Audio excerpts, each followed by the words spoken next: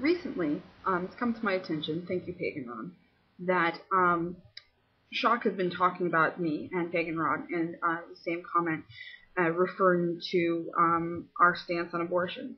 Apparently, he was completely wrong about Pagan stance on abortion, or basically Pagan voicing his stance on abortion, which he has not done. For my end of it, I have been a supporter of pro-choice rights. I am not pro-abortion. The two are different. I support pro-choice movement. I think that, a lot of people who consider themselves to be feminists do, not all do, but, I don't think that my stance on abortion has anything to do with my stance as a pagan, because the pagan community is very divided on this issue, like many religious communities are. I don't think that my stance on abortion makes me more or less spiritual. I'll give you a couple reasons about why I am pro-choice. Number one, I don't see first trimester abortion as the ending of a life. A first trimester embryo has no more, constitution than an organ. There's no consciousness. There's no pain receptors. So it's a cluster of cells at most. And so I don't see the ending of a cluster of cells that is potential life as murder or the ending of a life. These are my opinions, and you can disagree with me all you want. There are many pagans who do disagree. There are many pagans who agree with me. I'm just explaining why it is I feel the way that I feel. Number two, ending legal abortion in this country would not end abortion. Back in the 60s, people still, before Roe v. Wade, people still had abortions. They just had back alley abortions, and many people died from septic infections, and thus ending, the woman's life as well as the potential life that was inside her. I don't see why making it illegal would make things any better. I'd like to know, for those people who think that a woman shouldn't have the right to, have control over her own reproductive system, if you want to force her to have the child, would you take the child into your own home? Because I don't think anybody should be forced to raise a child. Now, some people will say, well, the woman had sex, so, she's supposed to accept the consequences. We don't live in a very fair society. Obviously, women are forced to carry children and men aren't. And so many times a woman is burdened with the choice that actually two people made. Those are some of the reasons about why I have a stand on why I'm pro-choice. I'm not pro-abortion. I think that unneeded surgery is unneeded, and I think that people should think carefully about whether or not they decide to bring a life into this world. If they're not ready, then they can choose to end the pregnancy from there, as long as it's in the first trimester. I do not believe in partial birth abortion. I think that once there is brain activity and consciousness, you've brought a life into this world and you should deal with it. But you've had all this time to think about it in the first trimester, and if you wanted to make a decision, you should have acted then.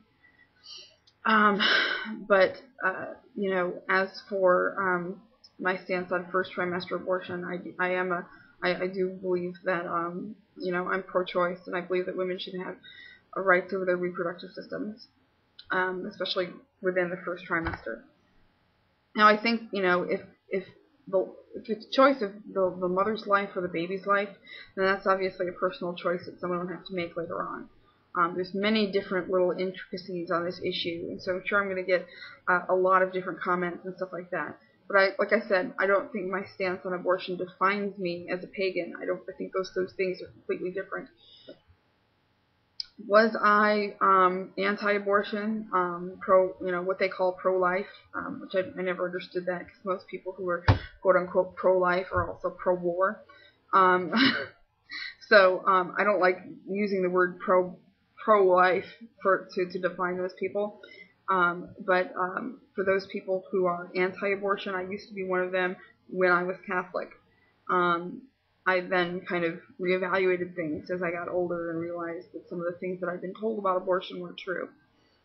As for Shock, I think it's kind of funny for him to go around judging other people's, social ideas and social opinions, being that he's been caught in many lies. And it's very hypocritical for him to try to preach the Bible at others and how evil we are when he can't even follow his own code. Pagan Rod made that same point too about the Ten Commandments and how Shock has lied. Shock, basically, it seems to me that regardless of whether or not he would hide behind the Bible, he would be an intolerant person. And I think that for him, the Bible gives him an outlet for his intolerance. And that's unfortunate because there's a lot of good Christians out there who are not intolerant people who see that the message of Jesus was not the message that people like Shaka now are spreading. I think that Christians who lie to try to get converts or to try to make themselves look good are defeating the purpose of trying to spread a good message here on YouTube. I don't believe that Shaka now has converted anyone.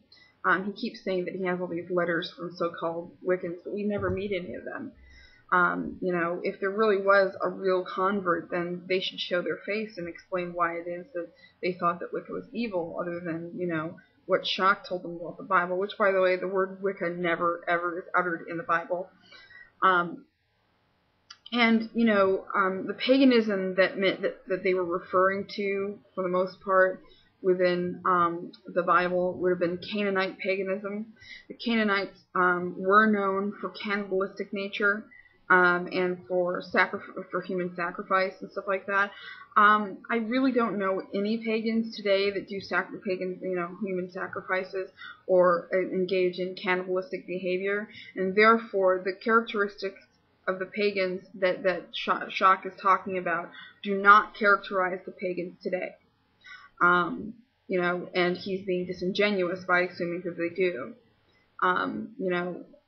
He claims that the Bible is infallible, but really it's not. And I don't know any Christian who adheres to the entire Bible, Shock included, obviously, because he feels compelled to break the 9th commandment, amongst others probably as well.